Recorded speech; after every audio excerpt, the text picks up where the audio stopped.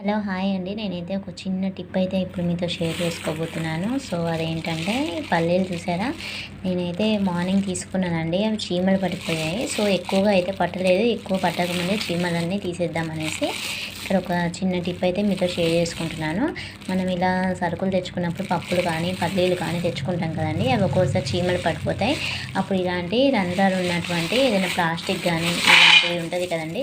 So ఇందులో వేసేసుకొని మనం ఇలా ఇలా ఇలా ఇలా సింపుల్గా అనుకోవాలండి. సో చూసారు చీమలన్నీ ఎలా వెళ్ళిపోతున్నాయో. కొంతమంది తెలియక వాటిని ఎండలో పెట్టడం ఇలా చేస్తూ ఉంటాం కదండి.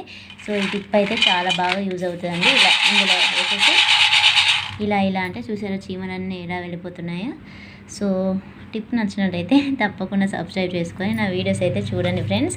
సో కందిపప్పు మినపప్పు అలాంటివన్నీ కూడా పోతాయి అన్నమాట. సో రవ్వ అలాంటి వాటికి మాత్రం పనిచేయదు టిప్. సో నచ్చినట్టయితే తప్పకుండా సబ్స్క్రైబ్. Thank you.